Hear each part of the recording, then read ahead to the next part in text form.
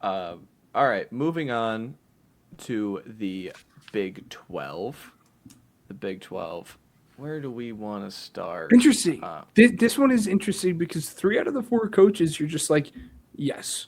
Like I all have like very similar to Where do you like want to what start? your high expectation is. I want to start with Morgan Scalley. Okay, so Utah makes the decision to hire Morgan Scalley as full time head coach. He's been the It defensive coordinator for the last like decade.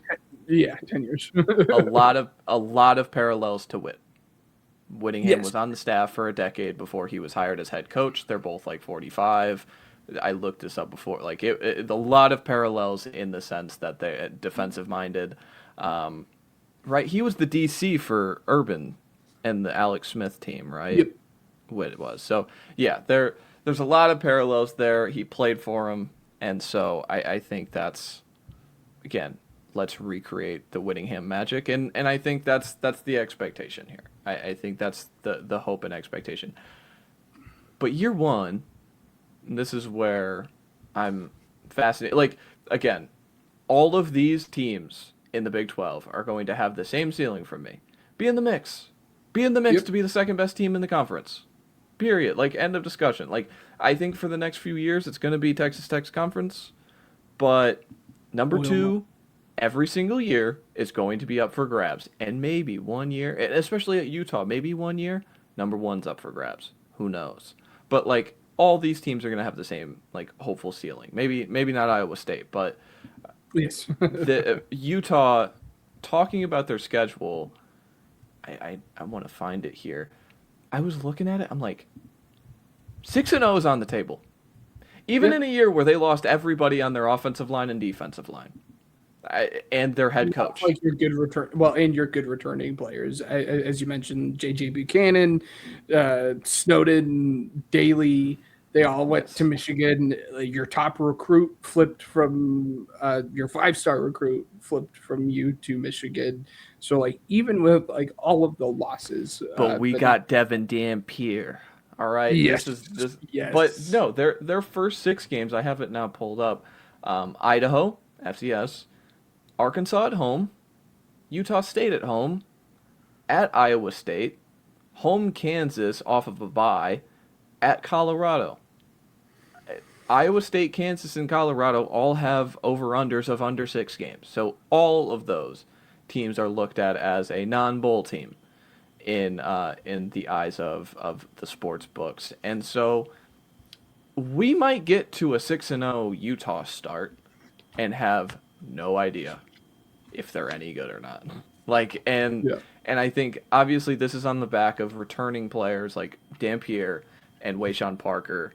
That run game continue to be dominant, but we have no idea. They are literally every single offensive lineman is different, and so I'm so fascinated by how this goes in the short term because you could clearly just hey, Whit, come on back.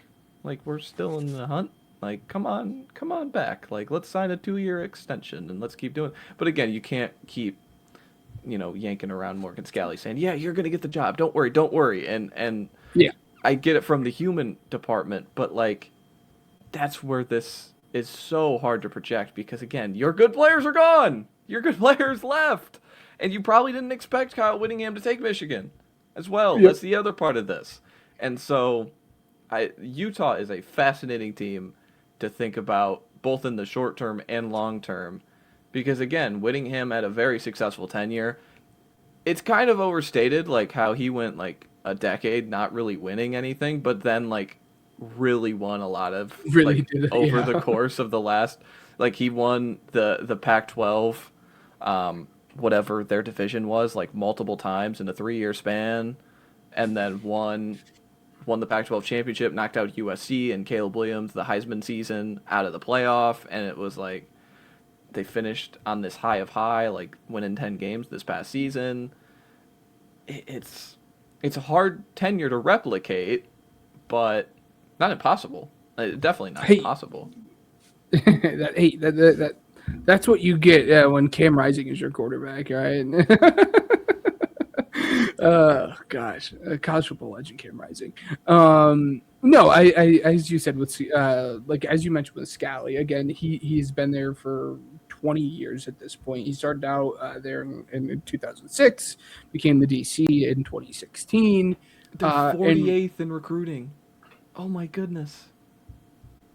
yeah, Sorry. and what's like for like the last like 2 or 3 years, it was always going to be Morgan Scalley's job, and it's just like, all right, like you're the next man up, just wait in the wings. You're the next man up, just wait in the wings, and then you finally get to the season where like that comes true. You follow up on your word, and again, as Matt said, like you put yourself in a bit of a precarious situation at this point with like everyone that is good either went to the draft or followed Kyle Whittingham, or most. Again, you still have a Devin Napier, which is really fun. Be exciting to see what Devin Napier looks like without Beck and what Yeah, you know. because he Anyways, followed him from New Mexico as well. yes, yeah. So it'll be exciting to see what Dampier looks like without Beck. But I digress. Like long term though, like again, much of the same though. Can we just do Kyle Whittingham of the last 10 years over again? This year might be rough. This year might be rocky, as we just said. But like, can we just stay competitive year in and year out, and then like actually make a push for the conference every 3 years or something like that? Kind of like again what Witt has done over like the last 10 years, and just like, can you beat Kyle Whittingham? And like, I hate to like dumb it down to like that simple of a level, but like it simply just is that for Morgan Scalley. Well, and he's an alumni, so it's like, I don't want to sit here and say, oh, he can do no wrong, but like, there's definitely benefit of the doubt baked in. My biggest thing now is seeing the recruiting. What if, okay, we just played out the what if they're 6-0. What if they're 4-2 in that stretch? And then you have to play. We still got Houston on the schedule. We still got the Holy War on the schedule. We still have to go to Arizona and TCU. Like, that's where this gets kind of uneasy in the worst case scenario. And I haven't that's the interesting part of it. Like this, I because a few years ago Whittingham, they went like 5-7. Like this is not far removed from bottoming out, and we got to bring in the New Mexico coaching staff and the quarterback, like, and that's gonna figure it out, and it did. Mm-hmm. But they also had 2 NFL first round tackles, so like I'm very fascinated by this. Again, the ceiling is baked in. Be Kyle Whittingham, be the second best Big 12 team every year. Try and be that. Like, just try and be that.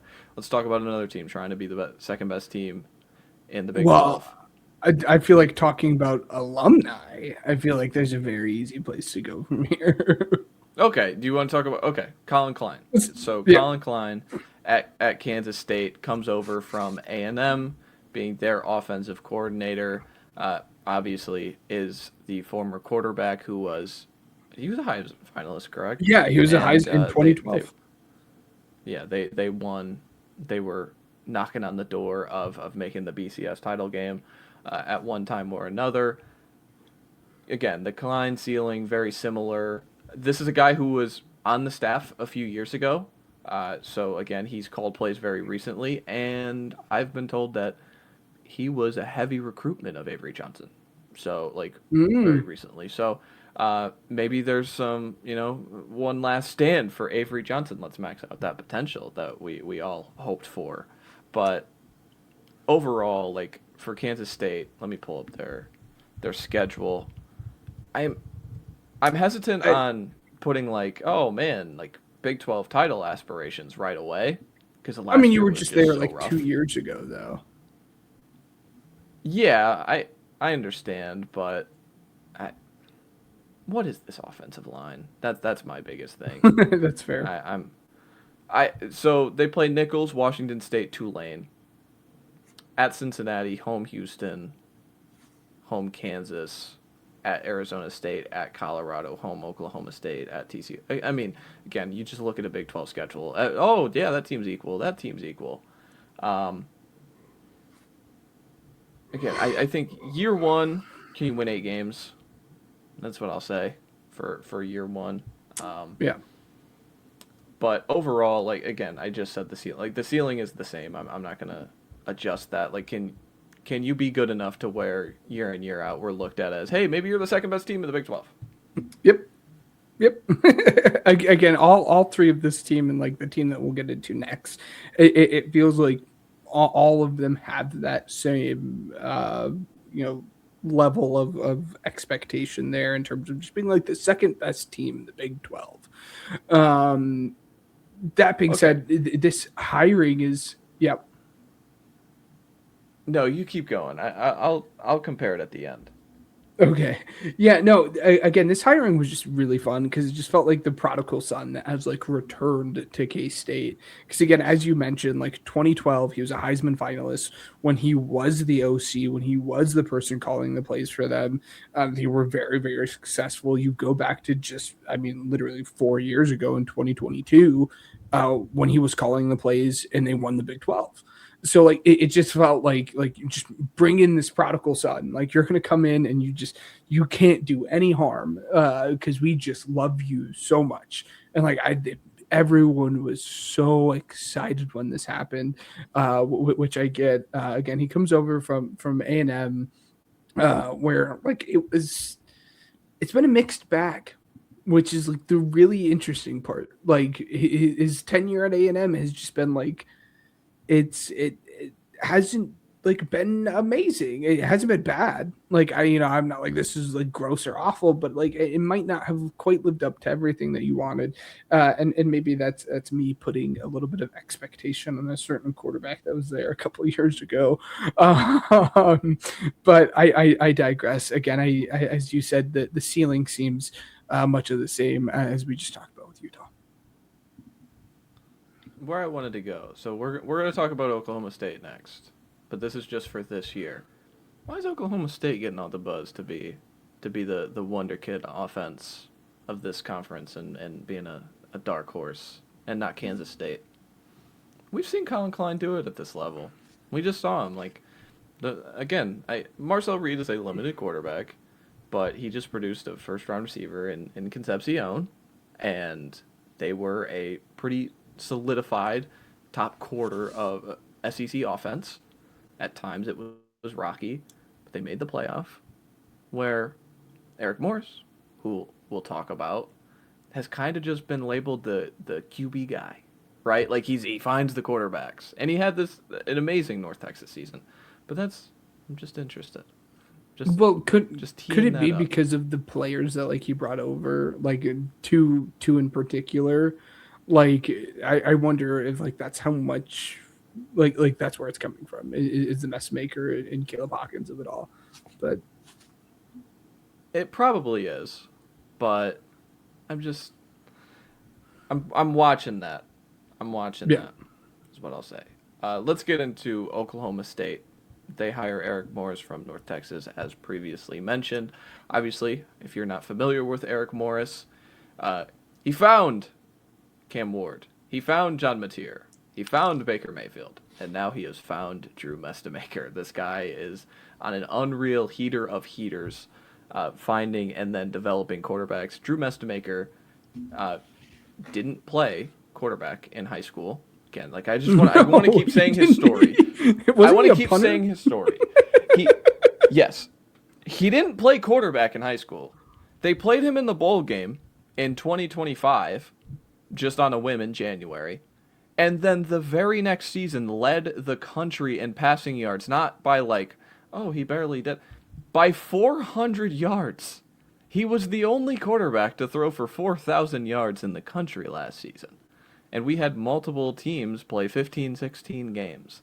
So, pretty unbelievable that is possible to achieve and to find that. And it's so good that Drew Mestemaker has, justified first round NFL hype. And they've said best case scenario is he's so good that he goes to the NFL. right? Like Oh, don't do that is that. on the table. But in the short term, I'm I in the short term, I'm not going to drink the Kool-Aid to the extent that I feel like I should, right? Like with someone so exciting and a team so exciting. But like you think about their non-con, like they have to play Oregon this year. That's no fun. They have to play Tech this year. That's no fun. They go to Houston. That's no fun. But overall, I think eight, 9 wins is certainly on the table if you get the same offense, like, and everybody clicks in the same way. My biggest thing with them in the short term is they had 2 games in which they had 5 turnovers last year, and it was against the 2 best teams they played, USF and Tulane, to go to the playoff essentially in the American Championship game, and they lost both games pretty ugly. So that's Yes. where, like, going up a level, does that hinder the guys that they brought in? You know, the Mestamakers, the Hawkins, the Wyatt Youngs. Like, is there a development, like, pause kind of thing, and they don't hit the ground running in the same way? But the ceiling's certainly there. Like, if the offense is again the best offense in the country, they could be great. And then their long term ceiling, I think I think they could be in that tier of second to 5 in the conference and year over year. Yep. Yep. I think an interesting aspect too of like all of this is like what is the expectation for him as a head coach stepping into this?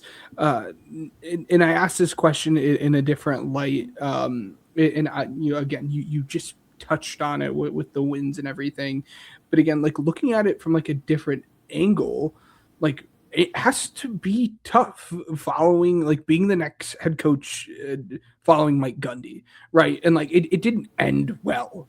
Obviously, like the final 2 years of Mike Gundy at Oak State was just, like was atrocious. It was very very bad. They But haven't won a like conference game since 2023, Ben. yes, so like the ending of that was like it was rough. Like it wasn't it wasn't the best. That is for sure. But like Oklahoma State fans will look back on that tenure as a whole and just be like, yes, he is clearly the best head coach that we have ever had in the school history. And again, like right now, he might not be looked at like as like this best guy, but like people love him. People love him. So it like will be hard just like in that sense to be that coach that follows him just because of the love that people at Oak State have for him. And I just wonder how much that like impacts how people will feel about him if he starts out slow. And you don't start out winning 8 or 9 games. Um, I wonder if like the Mike Gundy factor of it all then like follows you and creates like for a little bit of a hostile situation.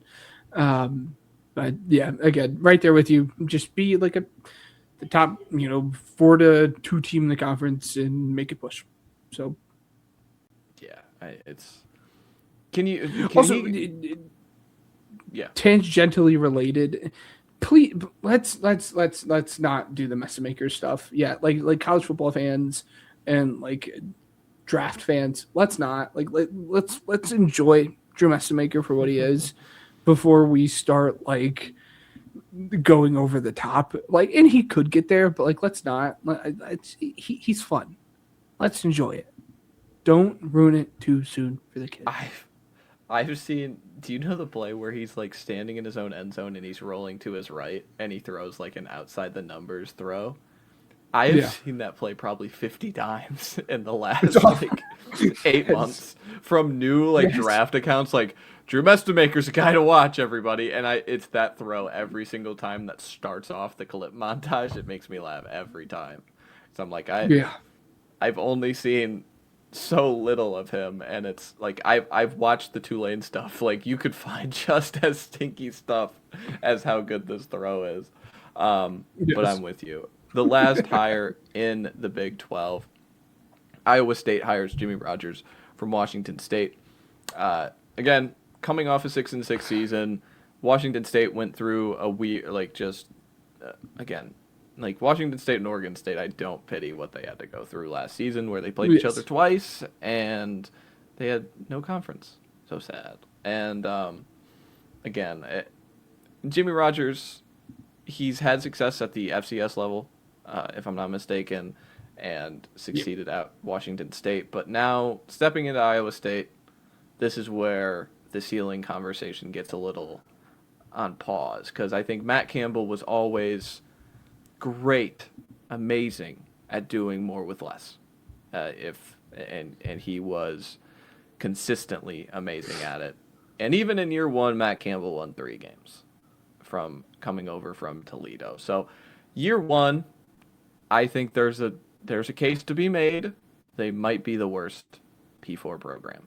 And we'll talk about another who also is likely I was going to say. And so I'm putting this in the year 0. Just year 0. Set the floor. Let's set a foundation.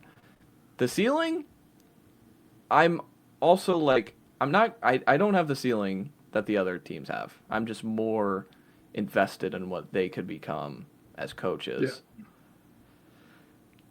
I want to say like 7-8 wins, consistent bowl victories. Like, is that? Yeah.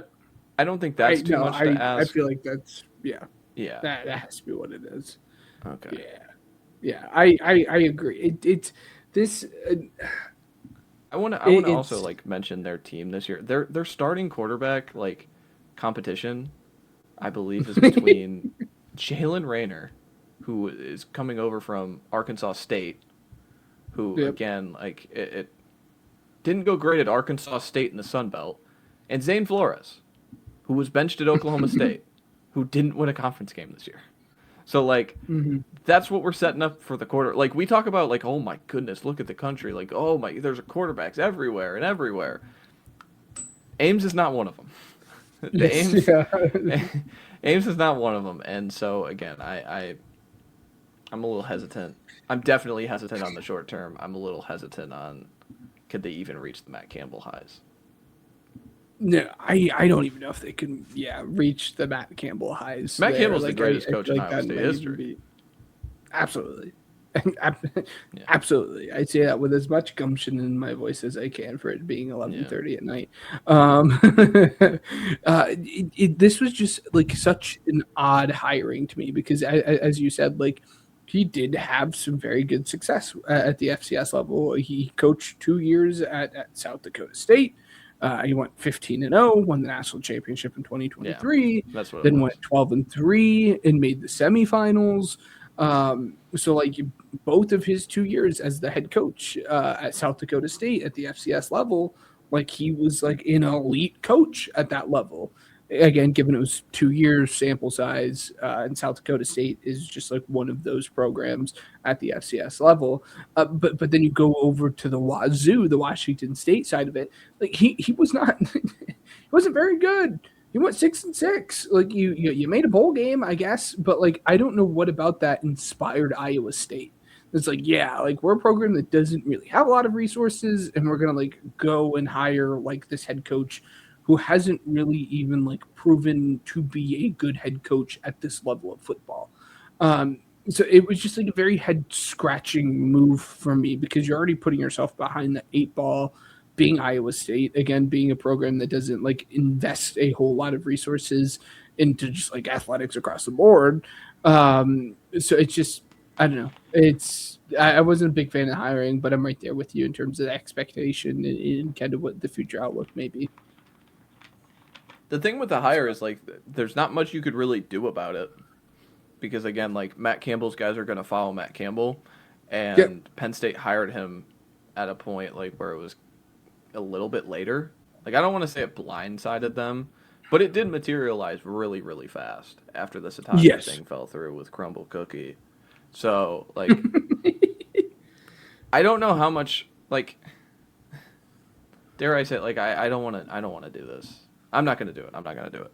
Let's move on to the ACC, and let's talk about James Franklin again. James Franklin is hired at Virginia Tech. This is as perfect a landing spot as we possibly could find for James Franklin. Let's reset the clock. Let's go to a worse conference. You can't play in big games if there's no big opponents in the ACC. And so James Franklin goes to a program that I think is just starving for just relevance at this point. And Yes. a program that when it's at its best, again, you and I have no recollection of it, but like Yeah. 90s Virginia Tech, early 2000s Virginia Tech was poppin'. And so I think there is this hope that you can channel some old boosters, recruit the coast, recruit Virginia Beach, and all of a sudden James Franklin is putting Virginia Tech as one of the 3 to 4 best ACC teams programs like year over year. Like I think that's certainly on the Yeah. table. Like there's no doubt about it. Like the guy came out on the other side of the Paterno Penn State days. So like I have no ceiling to put on Virginia Tech and James Franklin other than like probably not going to win the national title. Like I think that's the only thing that I'm willing to say I don't think is possible. This is such an exciting hire just from the Yeah. standpoint of like the way people talk about this program being a sleeping giant, the way, the perception of James Franklin, where it's, again, I know I'm making the joke about the big games, but like the ACC, again, is just, this year it's Miami and whoever, and everybody else. Figure it out. And so I think they're really in a spot to hit the ground running very quickly, and I expect him to do so. Yeah, well, and it's funny because of like the expectation in terms of like program and even conference can really like change the way in which you view a head coach and where they're at, right? Because like where you are at Penn State and where you are in the Big Ten, like Yeah. it wasn't good enough. You weren't cutting it for James Franklin. But then if you turn around and you do exactly what you just did at Penn State at Virginia Tech, it's great. Like it's fantastic. I think like that's what you would be hoping for. Like if that's what he does at Virginia Tech, like this is a huge success. Like it doesn't get better than that. But yeah, it's this program. It's been weird because since 2016, the last 10 years, they've like floated around this like 500 range. Again, the way you get there is not by just a lump of like 6 and 6 seasons. It's a lump of like highs and lows. Where in like 2016 you went 10-4, and then this past year you go Yeah. 3-9. So definitely fluctuates. But again, you're this team that has floated around like 500. If you're James Franklin, like what you ask for is like, can you be a top 3 or 4 team in the ACC?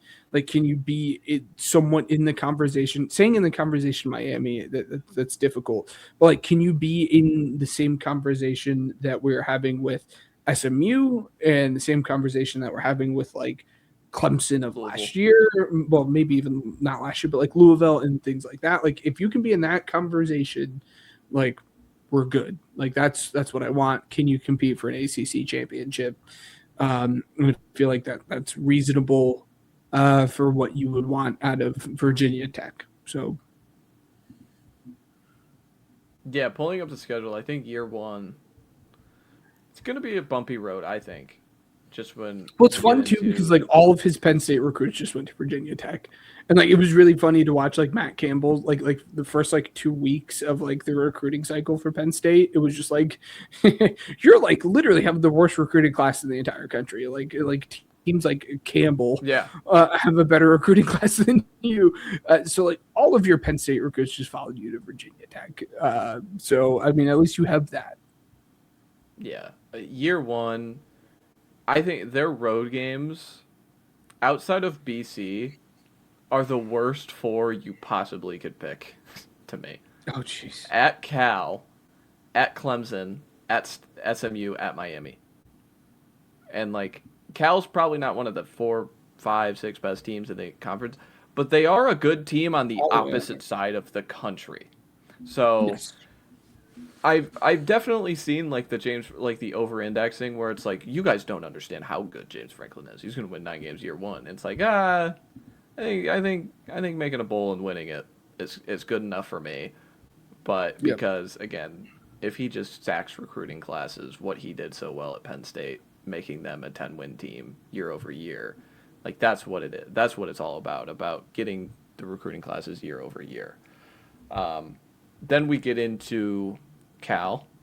They hire Tosh Lupoi over from Oregon, a guy who, again, like, it seems like a lot of people are more inclined to believe that he's going to be a good head coach than he was like a defensive coordinator mind, like schemer. You know what I'm saying? Mm. And so a very like Lanning light kind of energy. And so I'm excited to see what that looks like.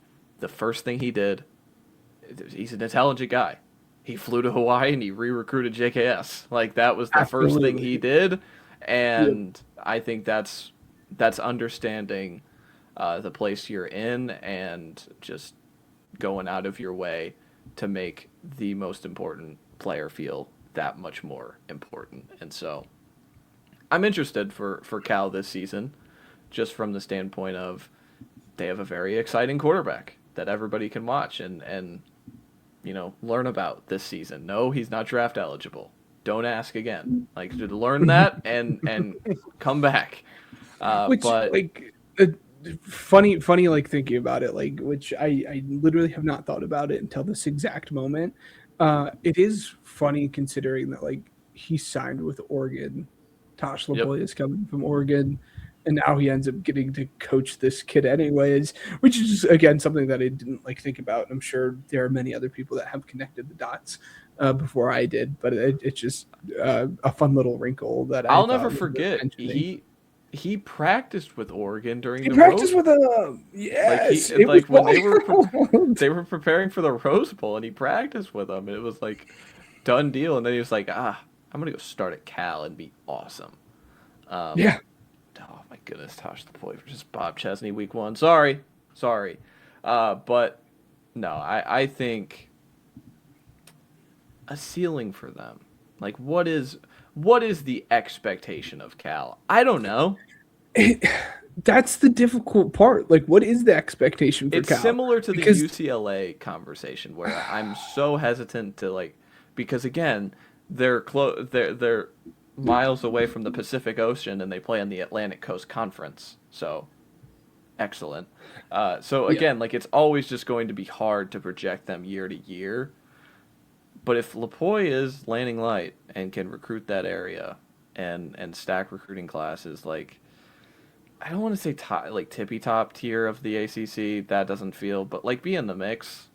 Beat hmm, Stanford 2 out of 3 years, right? Like I feel like that'll get you a decade with Cal. I think, right? yes, How long yeah. was Wilcox there? Wilcox was there for 8 Yeah, 9 years, you 9 could years, do 9 years. that. You could do Well, that. that's the difficult thing for me though, in terms of like what the expectation is. Like when I think about Cal, like you look at like Justin Wilcox like career there, like that middle part, it wasn't like super fantastic. Don't get me No. wrong. Like you like 2020 through 2022, it was rough. Where you win one game, 5 games, 4 games, but like the last couple years for Justin Wilcox wasn't like necessarily bad. Like you were sniffing the 500 mark. You made it to bowls, given you didn't win any of them, but like you just made 3 straight bowls. You just went 7-6. Um, Again, you just went 500 for the first time in literally 7 or 8 years, and then you fired Yeah. him. So like what the expectation is for Cal is really difficult, because if we would have said that like, hey, this is the first time that we went 500 in X number of years, and that results in a coach getting fired, like that's just it's a little difficult for me in terms of setting what that expectation is. But what the ceiling could be is a completely different story. Like you could be a fun middle ACC team that every once in 5 years maybe makes a push because you are recruiting the coast in Yeah. California well.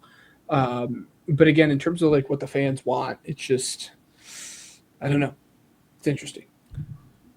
Yeah, like sliding into the Stanford conversation, it's the same like prohibition. Like you being an academic driven school is always just going to limit the amount of legitimate talent I think you can bring in. Like Stanford much more to a degree, Yeah. but I know that has been like that has held back some of these programs in the past, but again, like it's an NIL era. I'm I'm struggling with these like again like UCLA and Cal and Stanford for like what a ceiling is, and Stanford the most because like their ceiling like again the David Shaw era was pretty incredible when you think back on it. Just because like they're in these conferences for now that are so just foreign to what they are in terms of just geographic location. And so Mhm. it's fascinating. It's fascinating to see the outlook. But moving into Stanford, they hire Tavita Prichard. The Cal short Nepotism. term, yeah, the Cal short term, I don't think I mentioned. Just JKS be fun. Like that's what I'll Yes. say. And keep recruiting well, Yeah. Tosh. Um, Stanford hiring Tavita Prichard, former quarterback. Their GM is a former quarterback. I don't know if you've heard of him. Um, and I said this when they were hired. I think Stanford wanted to hire like he wanted to hire someone who loved Stanford football as much as he did. And speaking Yeah. from Andrew Luck, and I think Tavita Pritchard matches. You know, he's the Commanders quarterbacks coach the last few years. So again, like there is a lot of like, is he qualified to coach in college football? Well, if he recruits his ass off and he brings in energy every day, that's all I care about. Like, because I don't think it's getting any worse than like Frank Reich and Yes. what it was. I'm blanking on his name. Like the and like the they had off Taylor. the Troy field Taylor. issues. Yeah, they had off the field stuff with him as well, and that's why they like fired him pretty early, and that's why they had to bring in Frank Reich in April. So it's like, Yeah. and I'm again, this is the other team that could be very bad this year. Like I think. Yes, yeah. I would argue that this is probably the worst Power Four school going into the season. I it's bad. Uh, I mean, from the standpoint of like, do you love Stanford football? I understand it, but it truly just feels like he got this job because he was friends with Andrew Luck. He was Andrew Luck's starting quarterback his first couple of years when Andrew Luck was coming through. They were like best friends. They roomed together when they played football together at Stanford. And then Tavita was even the OC at Stanford for a couple of years. For 5 years, he was the OC, and they didn't even finish above 500. Like that was on like the back end of like the bad David Shaw years, which like Yeah. we can be like, yeah, David Shaw was fun, but like those last couple of years were pretty bad. And like that's when Tavita was the OC and was calling plays, was like in the bad part of the David Shaw. So it's just like there's not a whole lot of experience. The experience that you do have wasn't very good. So it seems like you really just got this job because you're close friends with Andrew Luck and you like Stanford football. So it's definitely like a head scratching hire. But to be frank, I mean, in terms of expectations, you're walking into the place that has literally the lowest expectations of any P4 school in the country. Like literally what my expectation for you to keep your job is don't be the worst P4 school in the country. And if you can Yeah. achieve that, then you bought yourself another year. Like, and it's as simple as that. And like, that's just what it boils down to.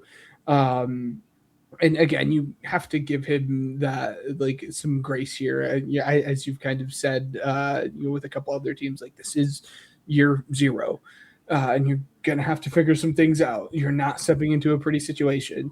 But again, if you can just, like not suck, and again, literally not be the worst team in the country, you'll be fine. Yeah, I think the floor is like can you stack some recruiting classes year over year? Can you show this is going in a new direction, in a positive direction? If it's not, year three can be the breaking point.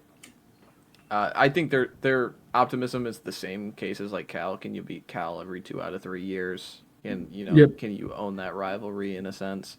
Um, looking back, dude, the David Shaw era was so incredible. Like, Well, and again, that's why like I didn't want to push like completely back against it, but like I don't think being like an academically focused school necessarily like means you can't do it. I mean, Michigan has done it, but and like then like he even if also got to David get Shaw, Christian McCaffrey and Andrew Luck. So like that's where I'm like, Jim uh, Harbaugh did it. that's fair. That's fair. So yeah, I mean, it definitely takes like a good recruiting class, and it definitely is harder coming from a Michigan fan having like a school that does have high academic standards.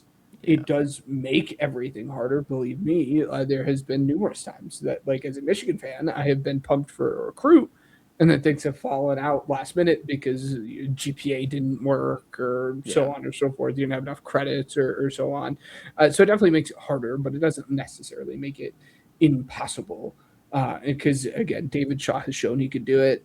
Jim Harbaugh did it.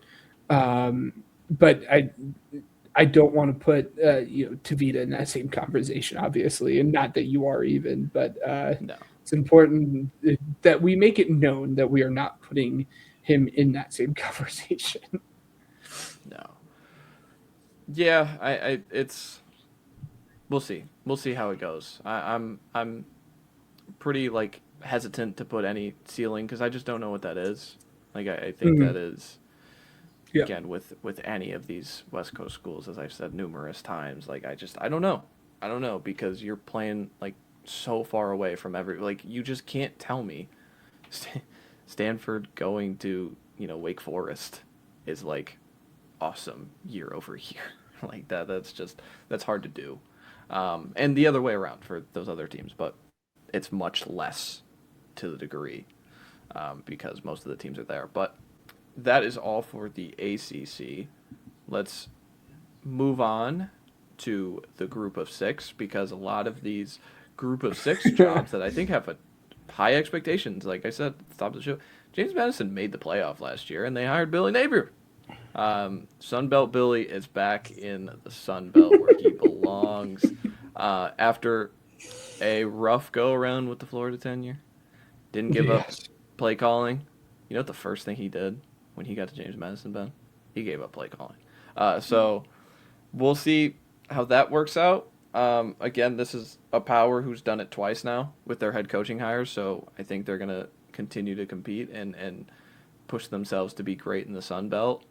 And I'm interested for James Madison long term that if Napier stacks some wins and stacks a title or two in the conference, is there a world where they push up another conference again and try and buy themselves into another conference? What, like the ACC or Like the American, like top okay, like Pac-12 kind of thing, sure. because the Sun Belt is year over year the Sun It's Belt's on the going to be lower. in Yeah. it's going to be in the competition with the MAC for who is the worst conference in the country.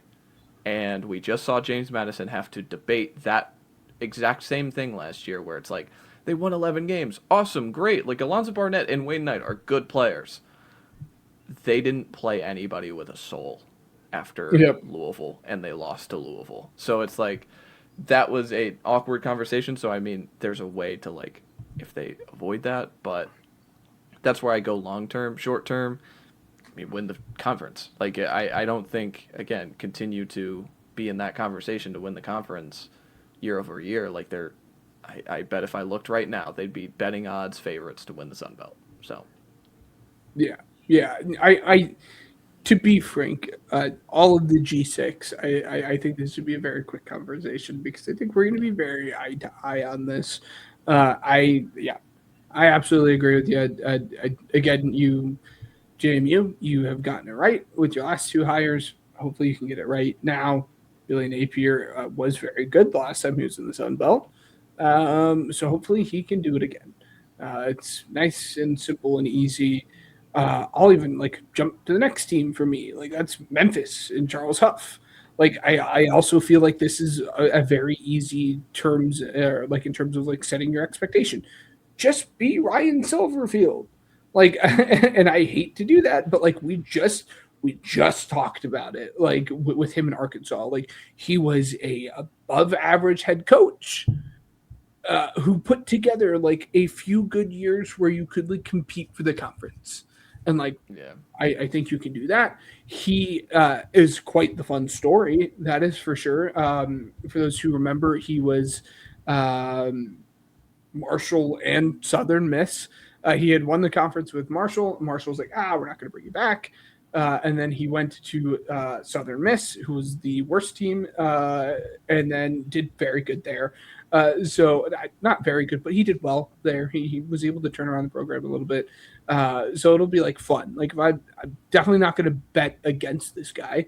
He's a fun story, and I hope he can continue to do it when he steps up another level here to play in the American.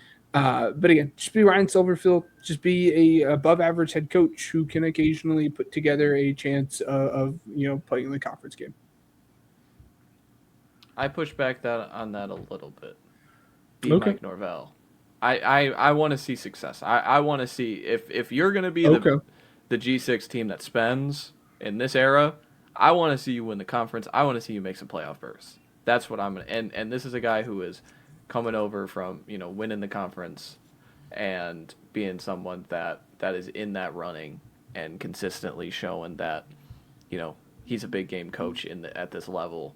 And so again, even if it is like a stepping stone job, likely, can I achieve what Norvell and even what Silverfield have done the last 2 years to get to a bigger conference?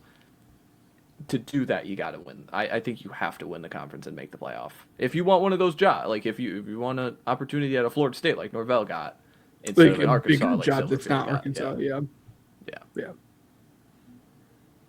The next one we have is USF bringing over probably the highest, most name recognition, bringing in Brian Hartline from Ohio State.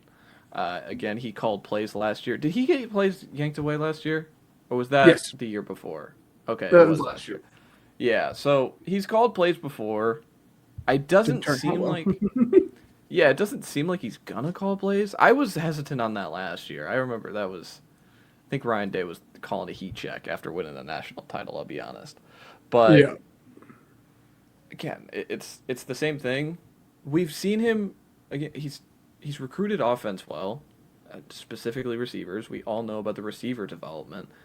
But on a national scale, like this is kind of a receivers coach becoming a head coach in the American. So I don't know. I don't know if the high end outcome is as achievable as like Memphis or James Madison. We'll see. Yeah. I as you said, I don't know how to feel about this because like we just really haven't seen much from you in terms of like being a big role. Like again, you are a wide receiver coach. You did call plays at one point. And you weren't very good at it. So it's definitely like a step up. How are you going to do in recruiting is going to be the really like fun stuff because like that more than anything is like what he was like very good at. Again, he was a very good developer. I'm not taking that away from him at all. No. But like he was also a very good recruiter. So like what can you do in Florida? Florida is a hot pot for recruits. Can we get some of them and can convince, maybe one or two guys that we wouldn't have had in years past to come and play here? And we'll see where that takes us. But it's hard for me to put any sort of expectation on him because like it's really haven't seen it and you don't really know what to expect. It's extremely new. I think they're getting a new stadium as well. So like maybe that's like he'll be the face of a new era, and it's a recognizable face. I don't know. Yeah, it's a shot in the dark. It's a risk. That's why he takes this job. Like I think he wants to see if he can prove to be a head coach. We'll see if that works. Mm-hmm. Tulane hires Will Hall, who was on the staff. Like I know very little about him except like he coached at Southern Miss a few years ago and wasn't good. Bad. Was like flat out bad. I think it's important to like note that like he was the OC when Will Fritz was there, and like when Will Fritz was there and he was the OC, like they were good and they put together competitive seasons when he was the OC. but like he was flat out a bad coach at Southern Miss. Like he went 14-30. Like it doesn't get a whole lot worse than that, folks. So Oh like my this is one of god. the hirings that like I hate, and like I guess like throw it back, bring in a guy who is familiar and who has had some success when he Yeah. was here at Tulane. From that aspect, I get it, but like as a head coach, you have proven to be very, very, very, very bad. Like when we talk about Charles Huff and like what he was able to do with Southern Miss, like the reason that was so awesome and fun was because Southern Miss was really, really bad. And who was that coach? That was Will Hall. Like it was bad. I don't understand this hiring. I hate it.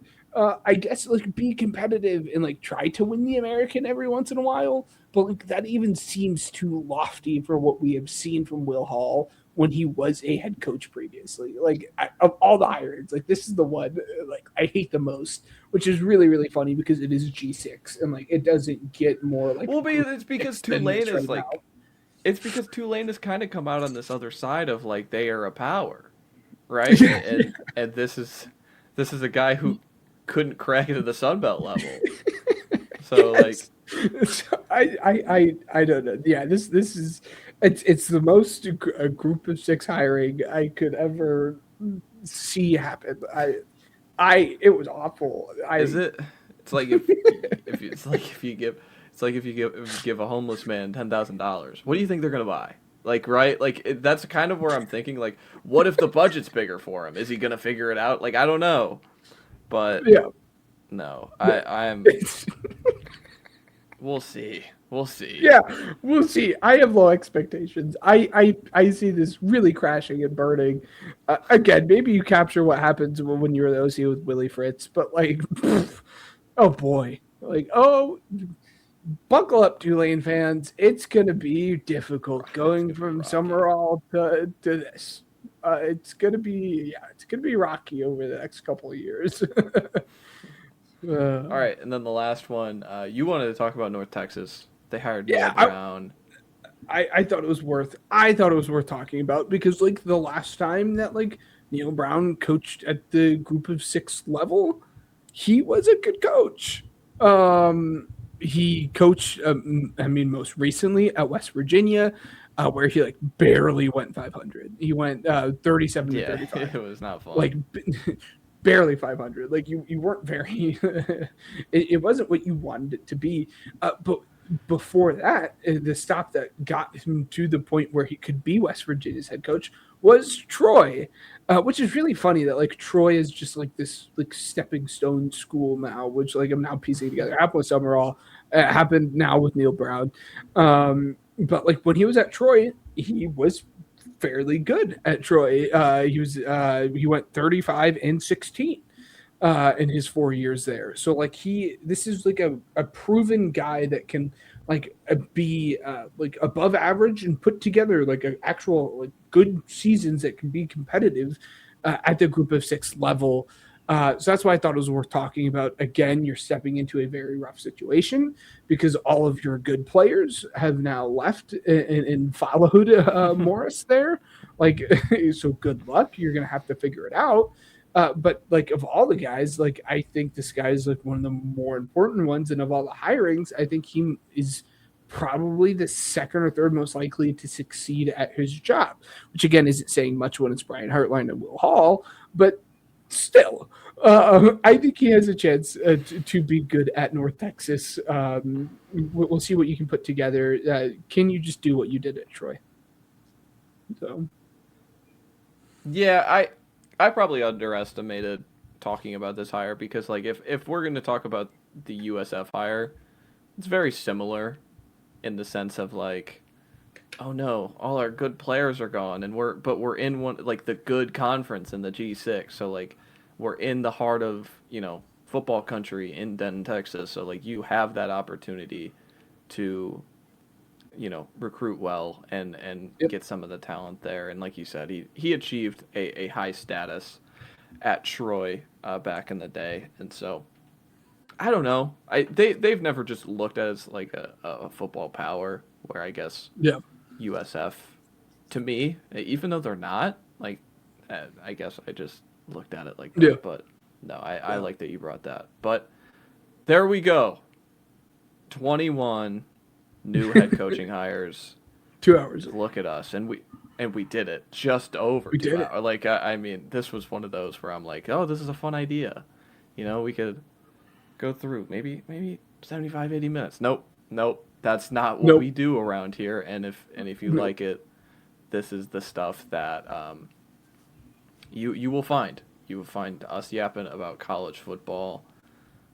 Ben, how excited are you for the college season? Oh my before gosh, we wrap dude! up? I This is the cannot first, wait. let's go. Yes, yeah. I cannot wait. It's funny. I mean, we have talked about college football before.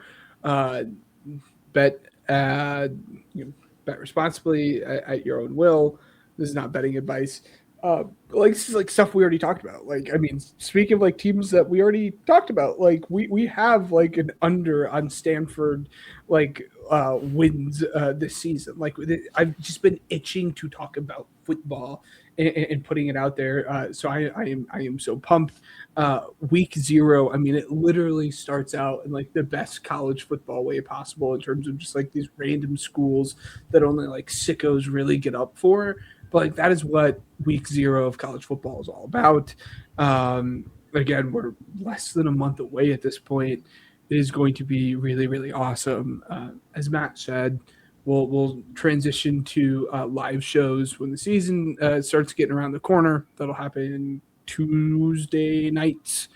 But it's going to be fun. I cannot wait. And as always, horns down. It'll be fun. What was that for? All right. Let's get us out of here. Again, if you are new, check the links in the description, including pigskinproject.com. That is where you can find all the stuff we're going to be doing throughout the season. So that'll be exciting, having that at our disposal for the first time this year. And probably some college football writing over there from me. So I'll probably be, that'll probably be where my exclusive writing is this year. So that'll be fun to do. But that is all for us. Signing out. If you are an NFL fan, check out any of the NFL previews on this channel. Subscribe, do all those things. And see you in the next one.